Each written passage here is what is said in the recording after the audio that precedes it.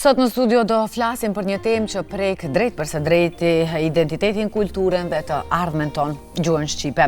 Në një kohë kur gjithnjë e më shpesh bëhen gabima në librat shkollor, përkthime jo profesionale, tabela institucionale me shqipe të deformuar dhe përdorim të pakujdesshëm të gjuhës standarde, lind pyetja sa po e dëmtojmë vetë gjuhën tonë. Sa ndikojnë këto gabimet të fëmijët dhe të mënyra se si ata mësojnë, mendojnë dhe ndërtojnë identitetin e tyre. A është kjo vetëm neglizhencë apo një problem më i thellë institucional dhe shoqëror dhe mbi të gjitha? A duhet të shqetësohemi për të ardhmen e gjuhës tonë? Për të folur më gjërësisht rreth kësaj teme, shumë të rëndësishme, sot në studio kam kënaqësinë dhe të mirëpres profesorin dhe albanologun e njohur Avzi Mustafa. Mirë se erdhët në emisionin tonë, profesor, kemi nderin të flasim për një temë kaq të rëndësishme, sidomos me ju, me dikë që ka kontribuar aq vite të jetës pikërisht për gjuhën shqipe. Mirë se ju gjeta. Ju falenderoj për ftesën. Besoj se do të kalojmë mirë. Nuk e vëm në dyshim këtë gjë. E paralajmërova se kohëve të fundit kemi parë edhe një gjë e cila është jashtëzakonisht shumë shqetësuese, sidomos në rrjetet sociale, sa ilustrime të librave shkollor ku gjuha shqipe është komplet degraduar, se nuk dua ta them atë fjalën e shëmtuar. Sa luan rol kjo, sa është e dëmshme për ne? Unë do të filloj pak më të aspektin historik. Po, patjetër. Unë e mbaj mend dikur që në panairin e Mynychit ku mbahen ekspozimi i librave, një gazetar e pyeti një editor të librave se çdo ndodh me librat në të arshmen kur tash teknika, teknologjia bën të veten, ai u përgjigj shkurt, tha se libri ka ekzistuar, ekziston dhe do të ekzistoj. E tashti, kur flasim në atë kuptimin e librave, do me thonë, ka libra romane, ka libra shkencore, po ka edhe tekste shkollore që hynë në atë kategori.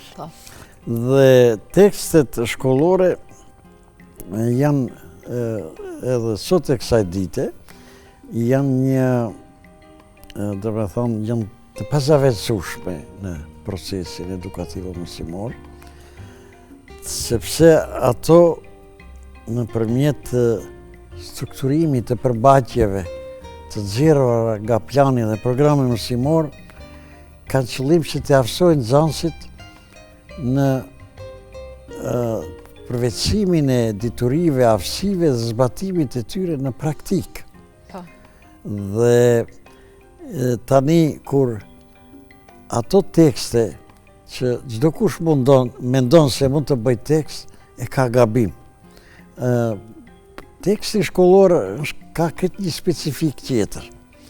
Për arsye se teksti në ato përbaqjet që janë të adaptuara sipas fuqive psikiko-fizike të nxënësit, janë fragmente të shkencës për të adaptuar sipas moshës së nxënësit. Së nxënësit, po.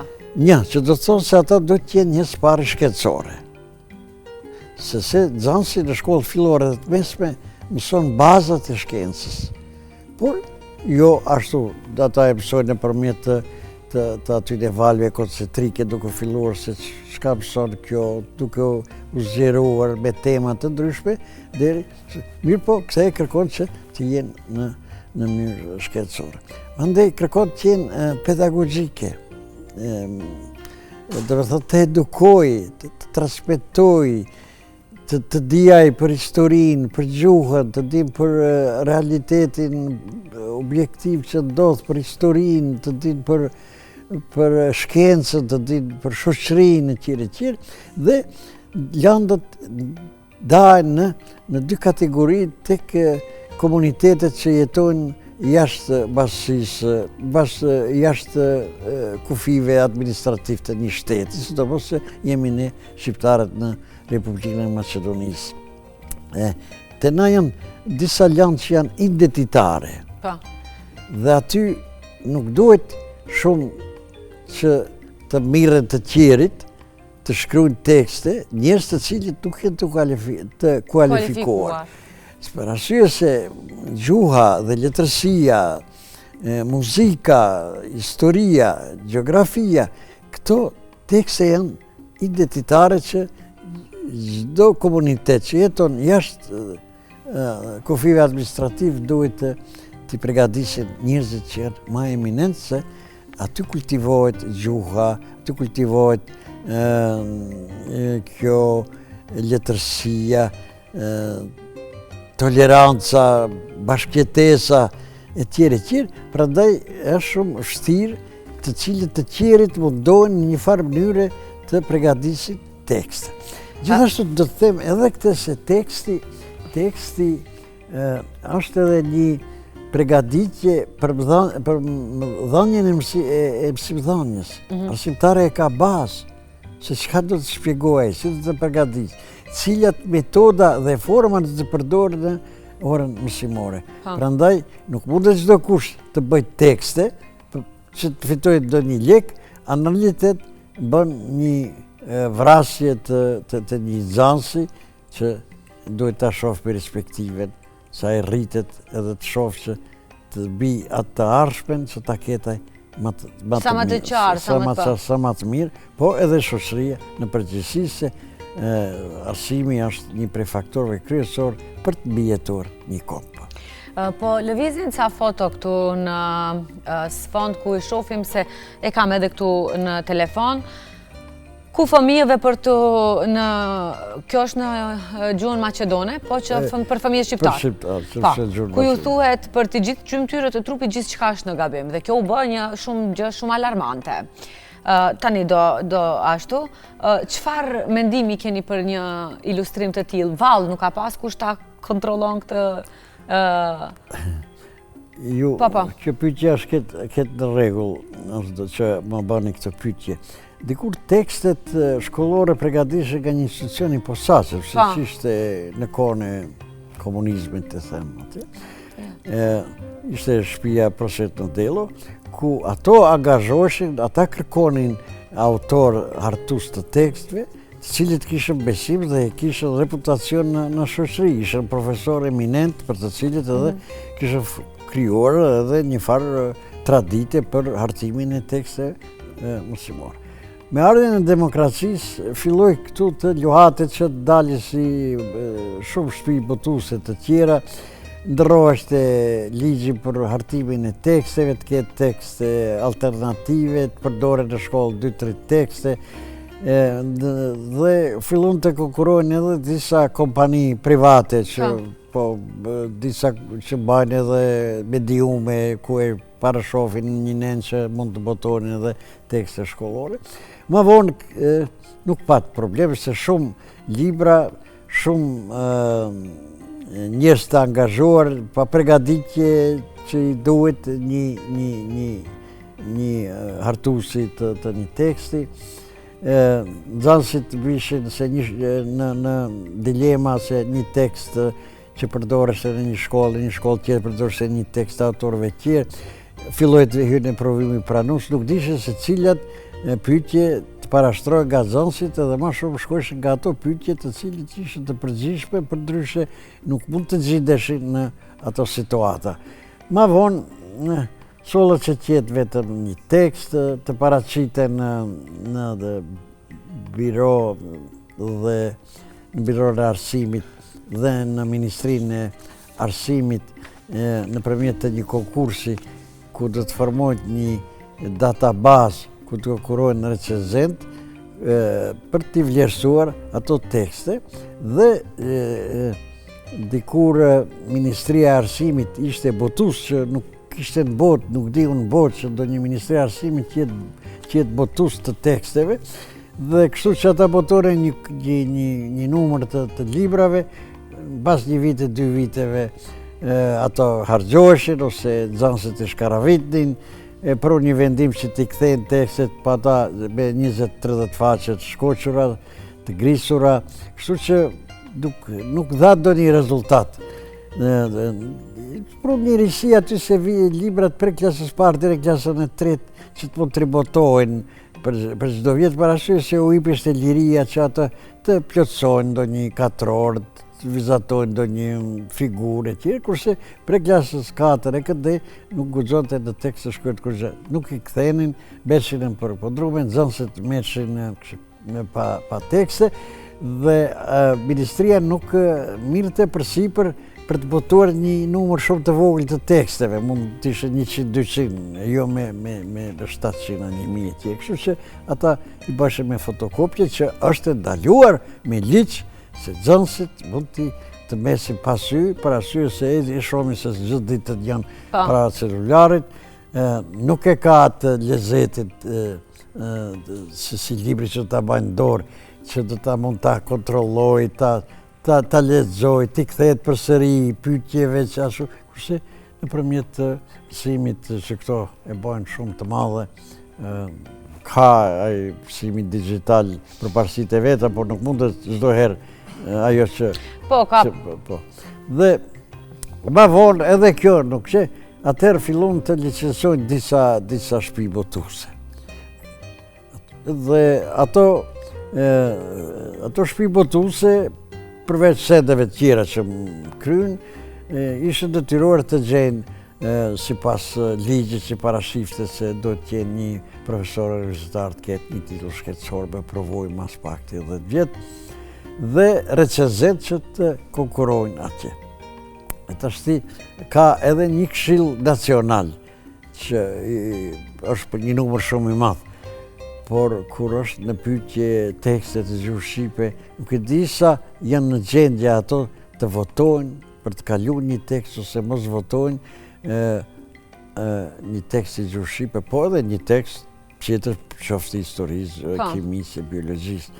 Kështu që ato as nuk i shohet, sipas asaj se ne kemi viteve të fundit, dekadën e fundit kemi aq tekste të cilët është të them gjëno që të shtish të zjarë se teksti çdo libër nuk digjet, por nuk e di është ajo që duhet një nxënës ta përdor. Njerë duke filluar për gjithë teksteve kemi nuk e din se ka pas recenzenti, se ka pas as komisioni, po ai kompania për të cilin ka konkurru, si ka interesu, ka bërë një ashtu, dhe dali, për shembull, flamuri i Kosovës del në Greqi. Po, e kemi edhe ato. E kemi, për shembull, këto me kufizohet Maqedonia në perëndim me Bullgarinë, në lidhje me Shqipërinë. Po, kemi tekste që mësojnë por këto, që kjo që e shohim tani këtu, kush kjo është koka. Mund të bëhet ky gabim, ky është gabim i qëllimshëm. Për arsye se çdo budalla që e shef këtë nuk mund ta kuptoj. Të shoh se ku janë flokët, ku janë kratë, ku janë Greqia me flamurin e Kosovës.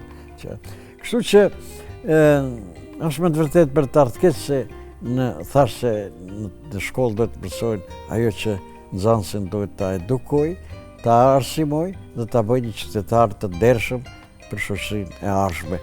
Kështu, siç do, dhe kjo që veprohet dhe tekstet që shifet, si duket po vazhdon dhe nuk është kjo në rregull, duhet Ministria e Arsimit, njerëzit kompetent të mendojnë për këtë çështje. Ka ndodhur për shembull që edhe në tekstet e kohëve të fundit që se ka një procedurë ku kalon një tekst. Do të thotë së pari e bojnë autorët, por çdo tekst nuk e bën autor. Se teksti, se cilësia e mësimit varet pikërisht edhe prej tekstit. Aty tekst do të jetë njëherë ato përbajtjet, po jo çfarë do përbajtje. Në tekst do të ketë atë anën edukative, anën pedagogjike, anën etike, anën shkencore etj. Do të ketë ilustrime që ta tërheq nxënësin. Dhe në qoftë se janë këta dobësi të nxënësi paraqitet një mospërfillje të tekstit. Nuk e don atë tekst, nuk e tërheq atë tekst. Kështu që ka në këto tekstet edhe kurkush nuk merr përgjegjësi se atë që e shoh unë se ajo është libri i klasës 5 që mësojnë shqiptarët gjuhën maqedonase. Dhe tash ti bëj pyetje ministreshës, tha vallë, apo kështu kërkoni ju që komunitetit tjera të mësojnë gjuhën maqedoniste, se kjo nuk është gabim, se gabim teknik, mund të jetë një gjerm, një shkëtje da, një diçka, por kjo është gabim me vedije se dikush po talët. Për shështu e ke dhe tekstin e gjeografisë, po të njëtën e ke. Tekstin e gjeografisë, cili bën autori, ai në çdo moment mundohet se si ti nënçmoj shqiptarët, mos tregojnë ku janë për shembull, të përdorë një toponomi që nuk përdoret kurkund në kohën e mendësisë të komunizmit, nuk tregon se në Serbi thot jetojnë Serb, Macedon, montojnë ata të vojvodinës kroate, çeke, ruse, etj, nuk ka shqiptar. Po ku është Lugina e Preshevës? Ku është Lugina e Preshevës? Ku dikur kishte 5 deputet. Ku Medvegja ku janë? Ata mësojnë atje. Kur vjen në ma përdoret Kosova dhe Metohia, që me statut nuk përdoret. Përdoret, do me thënë, jo Rafshi Dukaxhinit, po diçka një toponomi që kam përdorë që kone që Dushanit. Dhe këto nuk janë të tolerueshme. Nuk duhet një zanës të mësoj, atë do të që sajt dikur kur do të vëdësohet, do të kërkoj mekanizma për të mbrojt ndaj këtyre, por do të filloj edhe që të mos jetë i afërt me një komunitet ku tani duhet gjithë të bisedojmë, të diskutojmë, të jemi tolerantë, të njohim kulturat e njërit të tjetrit, po jo. A rrezikohet identiteti kulturor dhe kombëtar kur fëmijët kështu rriten duke lexuar tekste të deformuara? Po si nuk. Është një prej atyre që ata libër ata tani kanë edhe teknologjinë që punojnë, i kanë burime të ndryshme, po a thu, valla ata burime a janë të vërteta? Po të se lind ideja kush është të vërtet? Kurse teksti është ai cili dikush që drop për të vërtetësinë shkencore dhe të vërtetën që duhet ta mësoj nxënësit. Nxënësit duhet të mësoj edhe ta perceptoj botën ashtu siç është edhe duhet të jetë. Jo ta shtish në lajthitje që mos di se çka është, ku është edhe çfarë. Prandaj edhe cilësia e arsimit është kaq e dobët, është e dobët dhe kjo ndikon për shembull që të prishen edhe marrëdhëniet ndërnacionale, marrëdhëniet ndërfetare, fillon ta urrësh se paraqiten edhe stereotipet e ndryshme, se në familje, se fëmijët lindin pa stereotipe, por në familje bisedohet për shumë gjëra, kështu që ai edhe me këto libër që e shef kështu, edhe me ato urrëtie, si mund ta rrisim një fëmijë që në një shtet, është i pastër si loti e ti, kërkon të bësh një qytetar që të mos jetë i dobishëm për komunitetin e tij. Të flasim pak edhe për institucionet, sa po respektohet edhe gjuha në institucione? Po çështja e gjuhës është mjaft interesante aty, kështu që marrëveshja e Ohrit që u sholl që duhet të rregullohet ajo çështje, ngeli pa rregulluar, deri 2004 ishte që të zbatohet marrëveshja e Ohrit dhe ka pas komisione, por asnjëherë nuk e kanë trajtuar diçka që të jetë serioze. Domethënë kur të diskutohet për një çështje që i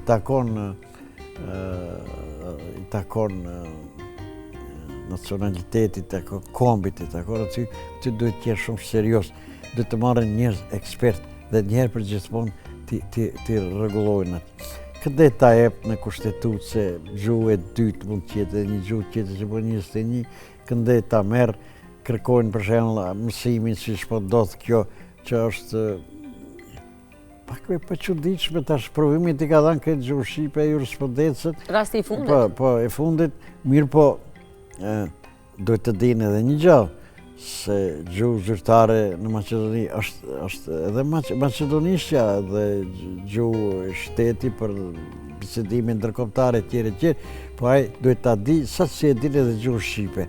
Si parashis do të bëhet një notar, do të bëhet një prokuror, do të ketë klienta, do të bisedojë me atë. Mande, kjo nuk është vetëm për këta juristët. Po aty ka edhe brancha tjerë, edhe mjekët, edhe ku diun, arkitektët e plot. Zjetë për njëre për gjithë. Kështu që e kanë lanë ato, se puna e gjush është kry, por në realitet tash do të fillojnë të kryet, duhet të shifet dhe të mbaroj kjo njëre për gjithmonë. A përdoret, si përdoret? Nuk e di, do të përdoret gjithë teritorin, do të bisedojnë, po të ke funit, në qofë se une bëj një deshje, dikun ka strumica, do të presë policën shqiptarët vinë, mund të më bëj proces verbalin, po të ke funit ne duhet të mendojmë se edhe gjua maqedonishte, edhe gjua shqipe janë gjuhë komunikimi. Ne, për shembull, gjuhën maqedonishte e kemi që duhet ta dinë shqiptarët për arsye se kur takohemi me një që nuk e din gjuhë shqipe, ne flasim maqedonisht për të kuptuar me një të komunitetit tjetër, qoftë turk, qoftë rom, qoftë kujdise. Por kjo duhet të zgjidhet njëherë për gjithmonë dhe pse nuk ka zgjedh kjo deri tani, nuk e di as vetë se shumë po përzihet politika. Mandej shfrytëzohet se kemi bë këtë, kemi bë atë, por në realitet ne vetë numrojmë dhe përndaj dalin këto probleme. Unë mendoj se do të gjendet një zgjidhje, se tek e fundit gjuha nuk është vetëm në mbishkrimet, gjuha do të jetë aty ku flitet edhe ku shkruhet. Po aty ku flitet dhe ku shkruhet, pjesë e këtij procesi janë edhe mediat. Sa po luajnë rol mediat në ruajtjen dhe mbrojtjen apo dëmtimin e gjuhës shqipe? Po të shti shiko, ka dy lloj mediash, të cilat janë disa media janë bërë vetëm për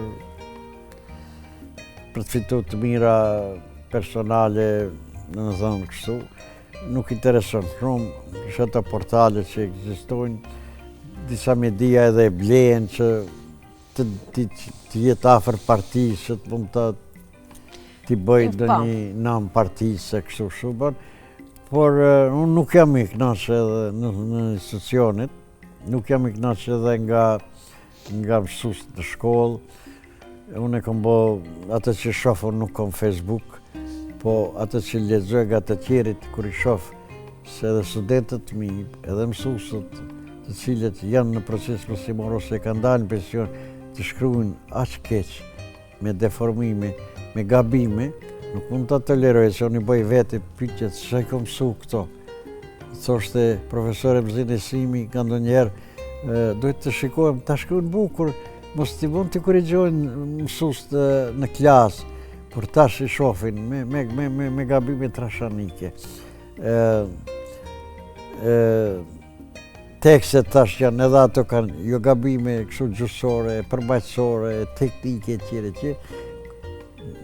Diçka është në modë që mos flitet gjuha letrare në komunikim, po nëse sistemi leksikut është i hapur, mund të hyjnë fjalët dalin, po kur të shkruhet, duhet shkruhet.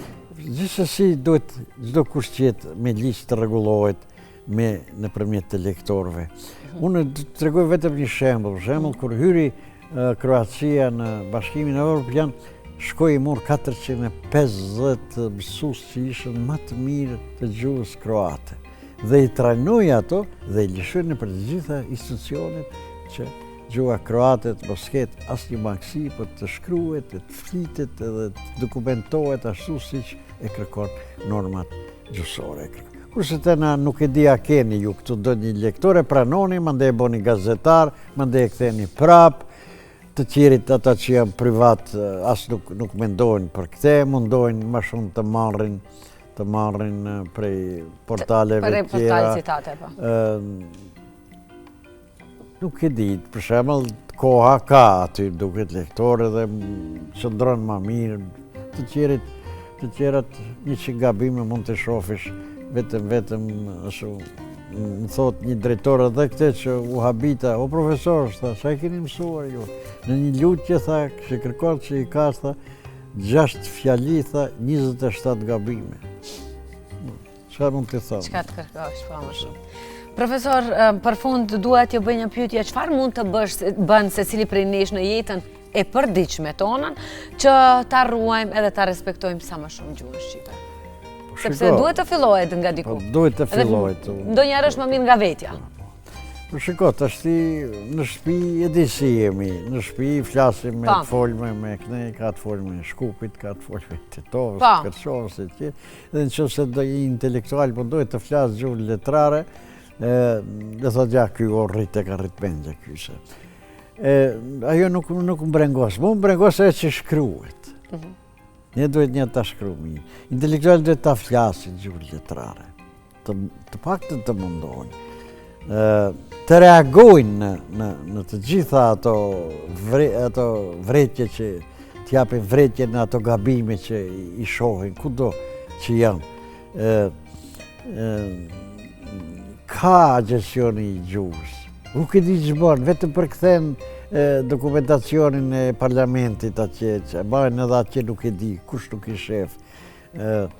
Duhet të majnë trajnimet, po për mu, do të qesë njerë së pari çdo institucion, duhet të ketë lektorin e vetë. Bilje, edhe në për shkolla, i kusha thonë që të ketë, kur do një lektor që se nuk e plotëson, përshë normën e orëve, që ta kryjë këtë punë, që çdo gjatë të dalë në rregull, se ajo mbetet dhe për atë ne do të përgjigjim, se këtë gjuhë e kemi një, e shejtës. E vetë mja është e jone. E shejtës, ne ka nërujt patriotët e pritët tonë, me gjitha të këqia që i kam pasë në mërgime, në gurbet e tjere, ne ka nërujt e ne tash ta bastardojmë, edhe të luftojmë që jo ma shumë të japim, për shemë të gjusë anglezët, cilët fëmijët dhe mje veti flasin anglisht. Po pse e bojnë? Po shiko që bojnë. Që bojnë Amerika, që bojnë Rusia, që bojnë edhe Turqia. Gjithë filmat vizatimori i përktheni sinkronizon, i bojnë atje. Ne nuk kemi. Ne vetëm qingjin, i rrisim fëmijët me qingjin, edhe ai kur rritet nuk e donë, edhe çka ma tepër mund të bëjmë ne. Këtu, ju si institucion, është mirë që të keni një projekt, që filma vizatimor që të qenë shumë interesant për fëmijët. Atëherë do të hynë në shtëpi gjuha shqipe, letrare dhe do të dëgjohet edhe do shkruhet bukur. Të shikoni atë që shohin emisionet nga Shqipëria që janë të vëcufe e tjere. Sa bukur e flasin, se ndëgjojnë atë që si dëgjohet një fjalë e bukur shqipe dhe atë ta përdor. Ndërkohë, kjo është që ne me agjestion, si është ajo për inspektim. Inspektariati, po. Nuk ka kur gjaska, që së dënon kërkon. Valla, që gabime nuk bëjnë asë një gabime. Të zbëjmë gabime. Jemi të pa gabueshëm. Profesor, falenderit që ishe pjesë e emisionit tonë, talë ka dalë erdhi fundi, ishte një bisedë shumë edukative, do kisha me thënë fatkeqësisht që jemi në këtë situatë që duhet të bëjmë një bisedë të tillë, jo të flasim për gjëra të mira apo prurje të reja.